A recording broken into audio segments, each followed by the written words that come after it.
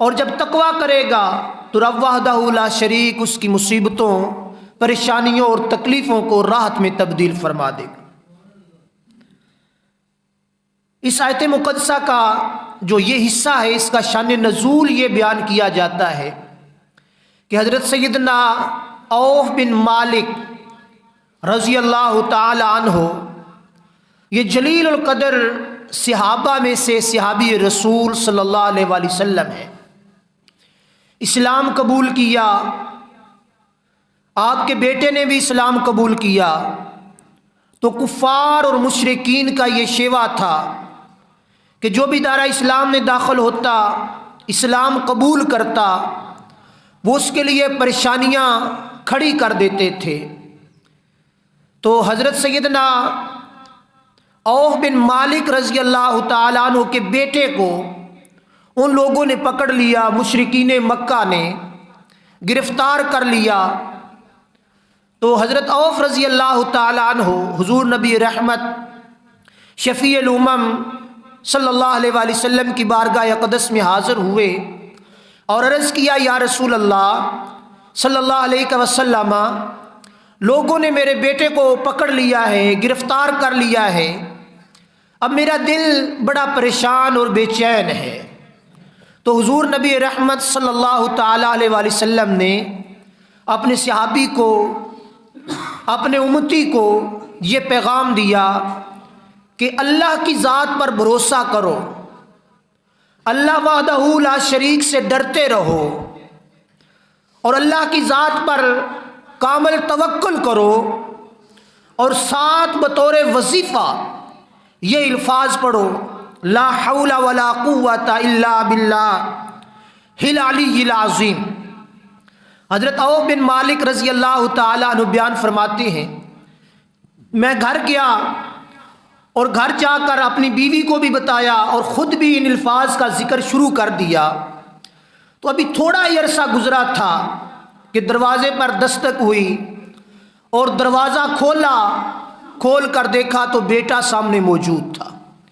کافروں کے چنگل سے، کافروں کے گرفتاری سے رہائی پا کر گھر پہنچ گیا، اور ایک روایت میں ہے کہ 500 اونٹ بھی ساتھ لے آئے، اور پھر ساتھ کچھ بکریاں بھی لے آئے۔ تو حضور نبی اکرم صلی اللہ تعالیٰ علیہ وآلہ وسلم کی یہ تلقین صحابہ کرام کو، اور بطور وظیفہ لا حول ولا قوت الا باللہ العلی العظیم پڑھنا، یہ بہت بڑا نفع کا سامان پیدا ہوا۔ اب یہاں پہ یہ بھی چیز ہے کہ ہم لوگ بھی وظائف کرتے ہیں، ہم لوگ بھی ذکر و اذکار کرتے ہیں پریشانیوں، مصیبتوں اور تکلیفوں سے نکلنے کے لیے، رزق کی کمی کی وجہ سے، یا کوئی بیماری آ جائے پھر وظیفہ کرتے ہیں، تکلیف آ جائے وظیفہ کرتے ہیں، مصیبت آ جائے وظیفہ کرتے ہیں، ہماری پریشانیاں دور نہیں ہوتی۔ تو صحابہ کرام کی تو ایک لمحے سے پہلے پریشانی دور ہو گئی، تو اس میں پھر وہی چیز وَمَن يَتَّقِ اللَّهَ يَجْعَل لَّهُ مَخْرَجًا، وہ لوگ تھے اللہ کی ذات پر کامل بھروسہ کرنے والے، اللہ کی ذات پر توکل کرنے والے، اور اللہ وحدہ لا شریک کی رضا اور خوشنودی کے لیے ہر مصیبت، ہر تکلیف اور ہر اذیت کو برداشت کرنے والے۔ تو اس وجہ سے آج ہم بھی اگر اللہ کی ذات پر کامل بھروسہ کر لیں، اللہ کے ہر حکم کے سامنے اپنی جبین نیاز جھکا دیں، تو کیا ہوگا؟ اللہ کی طرف سے راحت اور سکون، مصیبتوں اور تکلیفوں سے نکلنے کی راہ ہموار ہو جائے گی۔ اور پھر اللہ وحدہ لا شریک نے ارشاد فرمایا کہ جب تم اللہ تبارک و تعالیٰ سے ڈرتے ہو تو اللہ مصیبتوں سے نکلنے کی راہ ہموار کر دیتا ہے۔ وَيَرْزُقُهُ مِنْ حَيْثُ لَا يَحْتَسِبُ، اور اللہ تبارک و تعالیٰ اسے وہاں سے روزی دیتا ہے جہاں اس انسان کا گمان بھی نہیں ہوتا، یعنی تقوی کی بنیاد پر، توکل کی بنیاد پر، رزق کے دروازے کھلتے ہیں، مصیبتوں کے دروازے بند ہوتے ہیں، اور اللہ نے فرمایا کہ اللہ تمہیں وہاں سے رزق دے گا جہاں تمہارا گمان بھی نہ ہوگا، تمہارے وہم کے اندر بھی یہ چیز نہ ہوگی کہ ہمیں رزق کہاں سے ملے۔ اللہ وحدہ لا شریک اپنے غیبی خزانوں سے بندہ مومن کی جو توکل کرنے والا ہے اس کو وہاں سے روزی اور رزق عطا فرما دے۔ اور حضرت ابو ذر رضی اللہ تعالیٰ عنہ روایت فرماتے ہیں کہ نبی اکرم شفیع معظم صلی اللہ تعالیٰ علیہ وآلہ وسلم نے صحابہ کو مخاطب کیا اور مخاطب کر کے ارشاد فرمایا کہ میں ایک ایسی عید جانتا ہوں، اگر تم لوگ اس پر عمل کرو اور جو بھی لوگ اس پر عمل کریں گے تو وہ ان کے لیے کافی ہے۔ تو صحابہ نے عرض کیا یا رسول اللہ صلی اللہ تعالیٰ علیہ وسلم وہ کون سی آیت مقدسہ ہے؟ تو حضور نبی رحمت صلی اللہ تعالیٰ علیہ وآلہ وسلم نے یہ آیت مقدسہ پڑھی وَمَن يَتَّقِ اللَّهَ يَجْعَل لَّهُ مَخْرَجًا وَيَرْزُقْهُ مِنْ حَيْثُ لَا يَحْتَسِبُ۔ اللہ کی ذات پر توکل کرو، اللہ کی ذات پر بھروسہ کرو تو اللہ وحدہ لا شریک تمہارے نکلنے کے رستے ہموار کر دے گا اور وہاں سے روزی دے گا جہاں تمہارا گمان بھی نہ ہوگا، جہاں تمہاری سوچ اور فکر بھی نہ ہوگی۔ رب وحدہ لا شریک تمہیں وہاں اپنے خزانوں سے رزق عطا فرمائے گا۔ اور پھر اللہ تبارک و تعالیٰ نے یہ جو فرمایا کہ اسے وہاں سے روزی دے گا جہاں اس کا گمان بھی نہ ہوگا، تو اس کی بنیاد بھی تقویٰ ہے، متقی ہونا، رب کی ذات پر بھروسہ کرنا اور تمام امور دینیا اور دنیا میں بندہ اپنے آپ کو رب کے سپرد کر دے اور یہ توکل کر لے کہ میرے لیے اللہ کافی ہے، میرے لیے اللہ کی رحمت کافی ہے، تو بے شک اللہ تبارک و تعالی اپنا وعدہ پورا کرنے والا ہے۔ اللہ اپنے وعدے کے خلاف نہیں کرتا۔ جب رب نے کہہ دیا کہ جو ڈرنے والے ہیں ان کے لیے مصیبتوں سے نکلنے کا رستہ بنا دوں گا اور وہاں سے رزق دوں گا جہاں اس کا گمان بھی نہ ہوگا، تو پھر ڈرنا یہ ہم لوگوں کے لیے ہے۔ ہم ڈریں گے تو رب وحدہ لا شریک رزق عطا فرمائے گا۔ آج سب سے بڑی بے برکتی کی وجہ یہ ہے کہ ہم لوگوں نے اللہ سے ڈرنا چھوڑ دیا، اللہ کی ذات سے توکل چھوڑ دیا، اللہ کی ذات پر بھروسہ چھوڑ دیا، جس وجہ سے آج ہماری دنیا بھی پریشان ہے، ہمارے معمولات بھی پریشان ہیں، رزق کے اندر برکتیں بھی ختم ہوتی چلی جا رہی ہیں اور رزق کثیر ہونے کے باوجود پوری نہیں پڑ رہی۔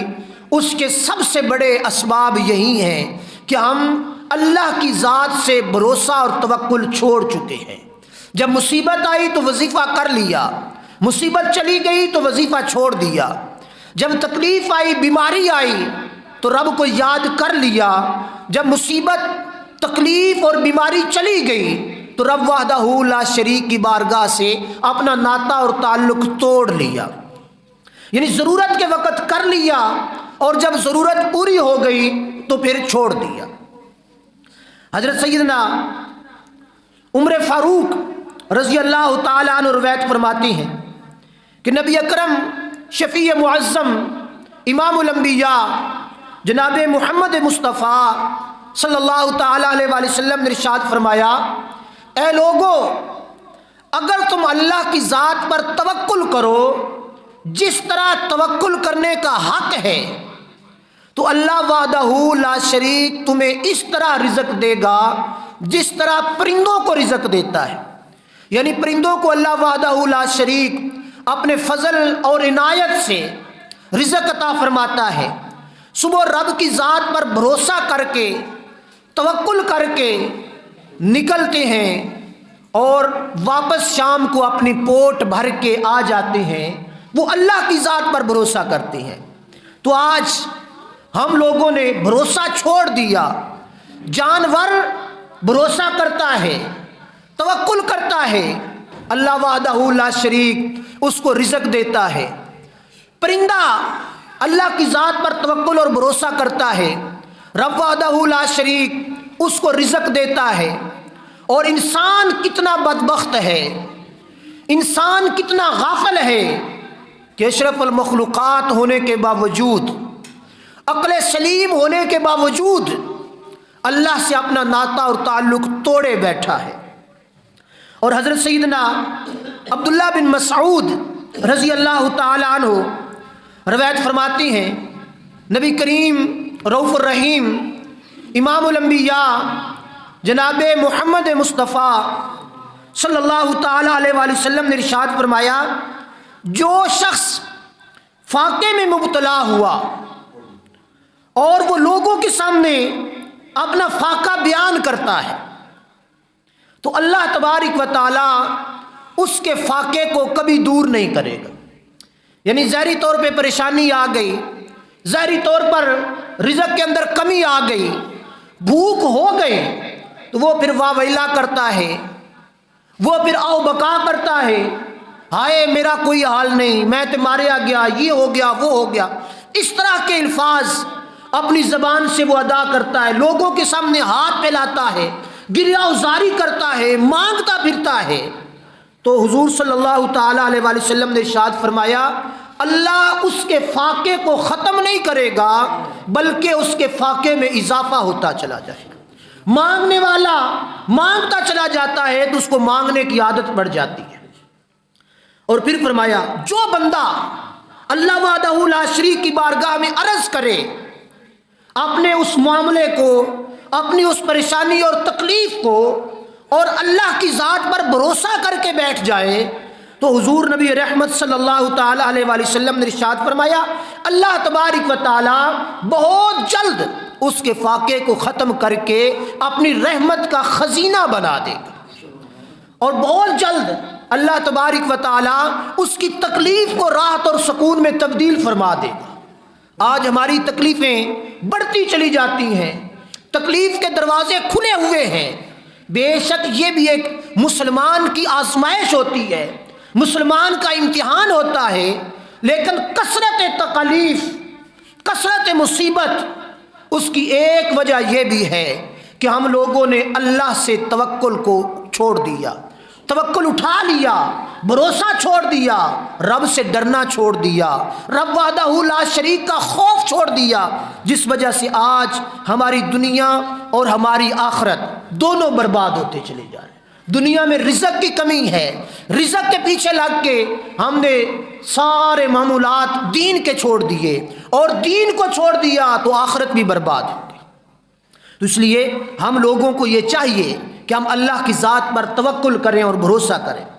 اور اللہ پاک نے پھر ارشاد فرمایا، ذالک امر اللہ انزلہ الیکم ومن یتق اللہ یکفر عنہ سیئاتی ویعظم لہ اجرا۔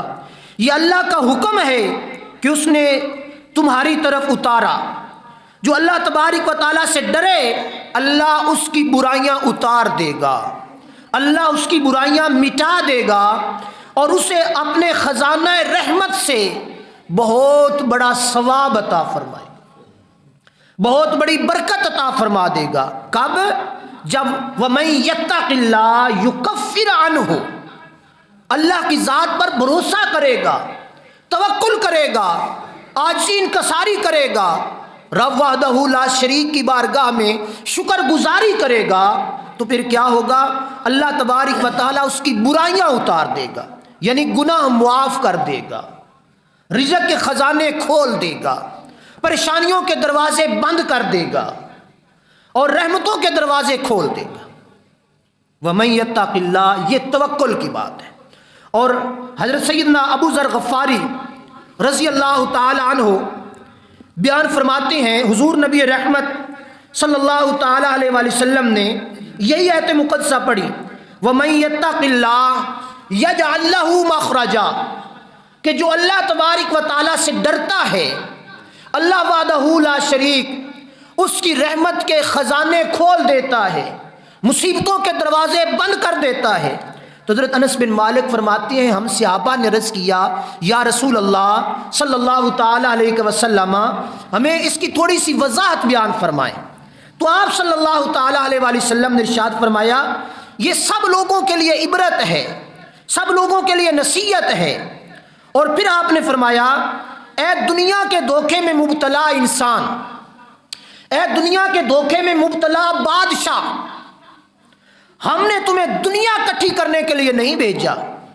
آج ہمارا جو بڑا ہو جاتا ہے اس کا مقصد دنیا حاصل کرنا، مال حاصل کرنا، یہ مقصد رہ جاتا ہے۔ تو حضور علیہ الصلوۃ والسلام نے بطور خاص بادشاہ کو مخاطب کیا اور اس زمر میں ہر انسان کو مخاطب کیا کہ تمہیں دنیا اکٹھی کرنے کے لیے میں رب نے نہیں بھیجا۔ یہ بادشاہ جاؤ منصب، یہ امیری غریبی یہ تمہیں دی ہے تو یہ تیرے امتحان کے لیے ہے، دنیا اکٹھی کرنے کے لیے نہیں بھیجا بلکہ تمہیں مظلوم کی حاجت روائی کے لیے بھیجا ہے۔ جو طاقت والا ہے وہ مظلوم جس پر ظلم کیا جا رہا ہے اس کی حاجت روائی کرے، اس کی تکلیف اور مصیبت کو دور کرنے کی کوشش کرے۔ اور پھر فرمایا حضور علیہ الصلوۃ والسلام نے کیونکہ اللہ تبارک و تعالی مظلوم کی دعا کو رد نہیں کرتا اگرچہ وہ کافر ہی کیوں نہ ہو۔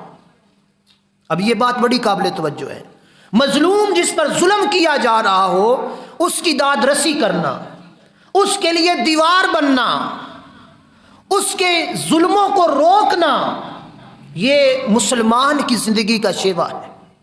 لیکن آج ہم لوگ اس ڈگر سے بھی ہٹ گئے، ہم برادری دیکھتے ہیں، بھائی چارہ دیکھتے ہیں، رشتہ داری دیکھتے ہیں، اپنی ذات دیکھتے ہیں، اپنے شب و روز دیکھتے ہیں۔ مظلوم مرتا ہے مر جائے، ہم نے تو اپنی برادری کا ساتھ دینا ہے۔ مظلوم مرتا ہے مر جائے، ہم نے تو اپنے بھائی کا ساتھ دینا ہے۔ مظلوم مرتا ہے مر جائے، ہم نے تو اپنے قریبی کا ساتھ دینا ہے۔ یہ میرا دوست ہے، میرا یار ہے، یہ ظلم کرتا ہے تو کرتا رہے، میں تو اپنے ظالم بھائی کے ساتھ ہوں، مظلوم کے ساتھ نہیں ہوں۔ اور یہی وجہ ہے کہ آج دنیا میں انصاف ختم ہو گیا، آج دنیا کے اندر سکون ختم ہو گیا۔ حالانکہ قرآن مجید کا ارشاد ہے، حکم ہے کہ مظلوم کے ساتھ رہو، اور اللہ نے فرمایا قرآن مجید کے اندر کہ شہادت کا وقت آئے تو حق پر مبنی شہادت دو، جس کے خلاف شہادت دے رہے ہو وہ تمہارا باپ ہی کیوں نہ ہو، وہ تمہاری ماں ہی کیوں نہ ہو، وہ تمہارا بھائی ہی کیوں نہ ہو، شہادت حق پر دو، یعنی سچی بات کرو۔ تو ہم لوگ سچی بات نہیں کرتے، ہم دیکھتے ہوئے آنکھیں بند کر لیتے ہیں، ہم دیکھتے ہوئے جھوٹ بول جاتے ہیں، ہم دیکھتے ہوئے دو نمبری کر جاتے ہیں۔ تو حضور علیہ الصلوۃ والسلام نے فرمایا مظلوم کی مدد کرو، مظلوم کی جب مدد کرو گے اس کے دل سے دعا نکلے گی، اور مظلوم کی دعا کبھی اللہ رد نہیں کرتا۔ بے شک وہ مظلوم جس پر ظلم کیا جا رہا ہے، جس کی تم مدد کر رہے ہو، وہ کافر ہی کیوں نہ۔ تو آج ہم لوگوں نے مظلوموں، غریبوں، یتیموں اور مسکینوں کی دعائیں لینا چھوڑ دیا ہے، جس وجہ سے ہم سکون میں نہیں ہیں، ہم لوگ راحت میں نہیں ہیں۔ تو مظلوم، یتیم اور غریب اور بیوہ لوگوں کی دعائیں اپنے دامن کا حصہ بنائیں، ان کی مدد کریں تاکہ ان کے دل سے دعا نکلے، تو اللہ پاک ہماری مصیبتوں کو راحتوں میں تبدیل فرما دے۔ اور پھر حضور علیہ الصلوۃ والسلام نے ارشاد فرمایا عقل مند کو چاہیے کہ جب تک اس کی عقل مغلوب نہ ہو اپنے وقت کو تقسیم کر لے۔ یعنی اب ہم سب لوگوں کو مخاطب کیا، پہلا تو ذکر خاص تھا بادشاہ وقت کے لیے، اب سارے مسلمان، سارے عقل والے جو اپنے آپ کو عقل مند تصور کرتے ہیں، جو بے عقل ہیں وہ کہتے ہیں ہم عقل والے نہیں ہیں، وہ معاف ہیں۔ عقل مند کو چاہیے کہ جب تک اس کی عقل مغلوب نہ ہو اپنے وقت کو تقسیم کرے، اور اس طرح تقسیم کرے کہ ایک گھڑی پروردگار کی عبادت اور مناجات کے لیے رکھ لے، اور ایک گھڑی میں اپنا محاسبہ کرے، اور ایک گھڑی میں اللہ عز و جل کی مخلوق میں غور کرے، اور ایک گھڑی اپنے کھانے پینے کے لیے چھوڑ دے۔ عقل مند صرف 3 چیزوں کے لیے سفر کرتا ہے، صرف 3 چیزوں کی فکر کرتا ہے، باقی جو چیزوں کی فکر کرتا ہے وہ عقل مند نہیں، بے عقل ہے۔ یا رسول اللہ صلی اللہ علیہ وسلم وہ کیا چیزیں ہیں؟ تو فرمایا آخرت بنانے کے لیے سفر کرتا ہے، روزی کمانے یا حلال چیزوں سے فائدہ اٹھانے کے لیے کوشش کرتا ہے، اور عقل مند پر لازم ہے کہ اپنے زمانے کے حالات سے واقفیت رکھے، یعنی ارد گرد دائیں بائیں معاملات جو ہیں ان کا بھی خیال رکھے۔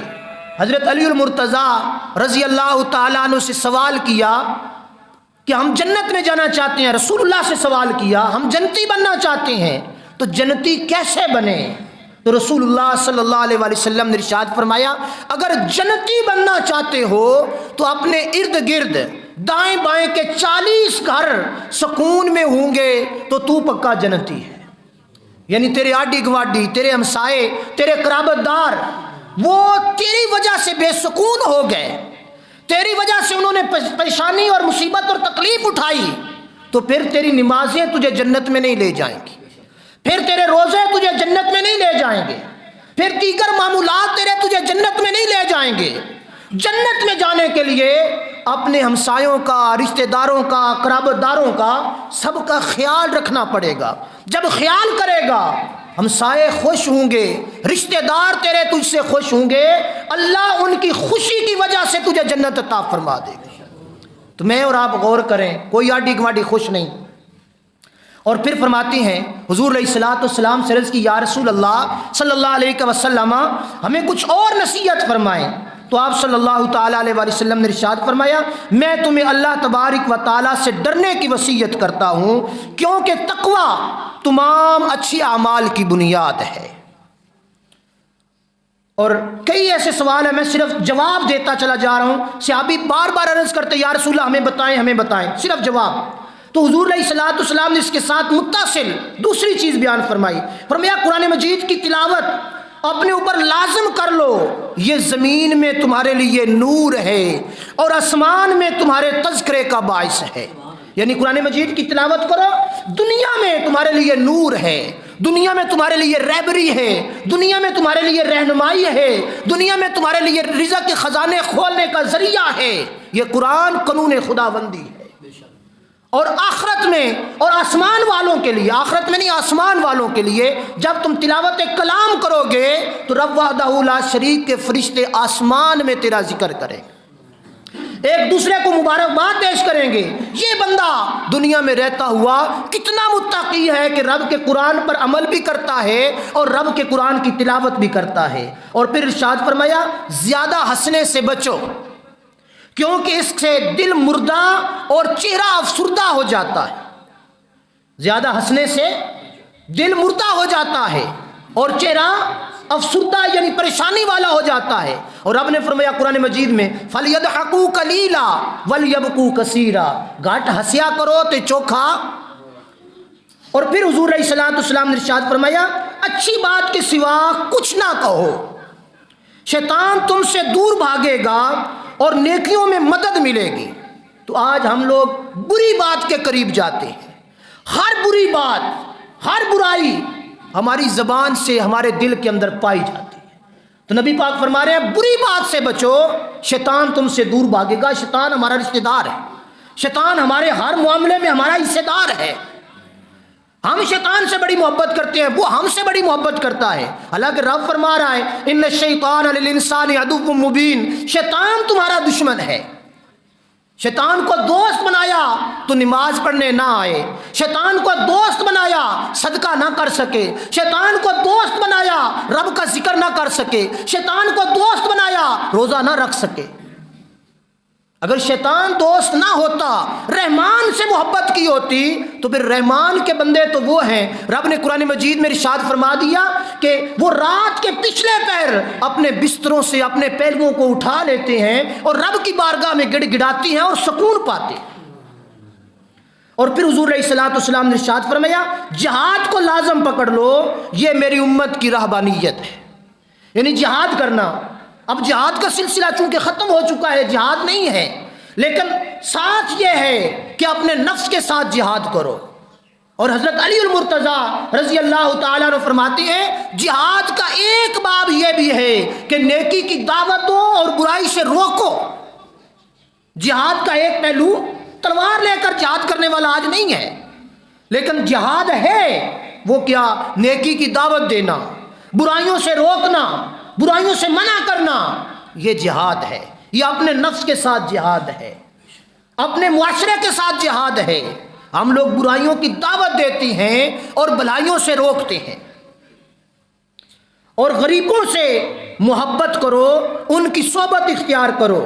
دنیاوی معاملات میں اپنے سے کم درجے والے کو دیکھو، بلند درجے والوں کو یعنی اپنے سے زیادہ مالداروں کی طرف نظر نہ کرو، تمہیں اللہ عز و جل کی نعمتوں کی کمی کا احساس ہوگا۔ یعنی اپنے سے کم درجے والوں پر نظر کرو۔ جو بندہ موٹر سائیکل پر ہے وہ سائیکل والے کو دیکھے، وہ گاڑی والے کی طرف نظر نہ اٹھائے، تاکہ اس کو احساس ہو میں موٹر سائیکل پہ ہوں، جو بغیر ہاتھ ہلائے بغیر حرکت کیے ہوئے میری گاڑی سفر کر رہی ہے، وہ سائیکل والے کی طرف دیکھے جو بیچارہ محنت کر کے پیڈل مار کے اپنی ٹانگوں سے اس کو چلا رہا ہے۔ سمجھ آئی بات کی؟ تو یہ چیزیں آج ہم لوگوں نے نہیں، ہم اپنے سے اوپر نظر کرتے ہیں، اپنے سے بڑے مرتبے والے کی طرف نظر کرتے ہیں، اپنے سے بڑے چودھری کی طرف نظر کرتے ہیں۔ فرمایا کہ اپنے سے اوپر والے کی طرف نظر نہ کرو، اپنے سے جو کم حیثیت کا مالک ہے اس کو دیکھو۔ اور ایک صحابی کا غالباً ذکر ہے، چلتے ہوئے رستے میں ایک شخص جا رہے تھے تو جوتا ٹوٹ گیا تو بڑی پریشانی ہوئی، گرمیوں کی سخت دھوپ اور تپتا ہوا ریگستان۔ جب مسجد کے دروازے پہ گئے وہاں دیکھا ایک شخص کی ٹانگ ہی نہیں ہے۔ اللہ کی بارگاہ میں توبہ کی، یا اللہ تیری کتنی مہربانیاں ہیں، تیرے کتنے فضل اور عنایتیں ہیں، میرا تو جوتا ٹوٹا، جس کا پیر ہی نہیں ہے، جس کی ٹانگ ہی نہیں ہے، اس بیچارے کا کیا حال ہوگا۔ تو ہم اپنے سے بڑے کو دیکھتے ہیں، اپنے سے چھوٹے کو، اپنے سے امیر کو دیکھتے ہیں، اپنے سے غریب کو نہیں دیکھتے۔ اپنے رشتہ داروں کے ساتھ صلہ رحمی کرو، اگرچہ وہ تم سے قطع تعلقی ہی کریں۔ اب یہ بڑی ضروری چیز ہے، اپنے جو رشتہ دار ہیں، قرابت دار ہیں، محلے دار ہیں، ان کے ساتھ قطع رحمی نہ کرو، یعنی صلح رحمی کرو۔ اگر وہ تمہارے خلاف ہے، وہ تمہارے قطع رحمی کرتا ہے، تعلق کاٹتا ہے، اے مسلمان، اے انسان، تو اللہ کی رضا کے لیے اس کے ساتھ اپنا تعلق قائم کر۔ اور مزید ارشاد فرمایا کہ اللہ تبارک و تعالی کے بارے میں کسی کی ملامت سے نہ ڈر اور حق بات کہو اگرچہ کڑوی ہی کیوں نہ۔ یعنی دنیا کی ملامت سے میں سچی بات کہوں گا، دنیا والے کیا کھڑے با میرے نال چنگا نہیں کیتا، لیکن یہ بات یاد رکھو اللہ کیا کہے گا جب ہم جھوٹ بولیں گے۔ میری ایک زبان ہلانے سے کوئی پھانسی پہ لٹک جائے گا، نہ حق قتل ہو جائے گا، اور میری زبان ہلانے سے کسی کی زندگی بچ جائے گی۔ جب حق بولا ہوگا کہ قیامت کے دن رب اس کے عوض جنت کے بالا خانے عطا فرما دے گا، اور جب ظلم کیا ہوگا تو پھر کیا ہوگا؟ پھر معاملہ خراب ہو جائے گا۔ اور آخری چیز ہے، فرمایا دوسروں کی ان خامیوں پر اعتراض نہ کر، جو آج ہمارے اندر ہر بندے کے اندر پائی جاتی ہے۔ دوسروں کی ان خامیوں پر اعتراض نہ کر جو تیرے اندر پائی جاتی ہیں، یعنی برائیاں ہمارے اندر پائی جاتی ہیں، ہم اعتراض دوسرے پر کرتے ہیں۔ چور بھی کہتا ہے چور چور، سمجھ آئی نا بات کی؟ تو یہ چیزیں ہم نے اپنے اندر سے ختم کرنی ہے۔ اور ان کاموں پر غصہ نہ کر جنہیں تو خود بھی کرتے ہو، اور کسی کی غیبت کے لیے یہی بات کافی ہے کہ تم اللہ تبارک و تعالیٰ کے بارے میں ایسی بات کہو جسے اپنے لیے برا جانتے ہو۔ دوسروں کے کاموں پر غصہ نہ کرو جنہیں تم خود بھی کرتے ہو۔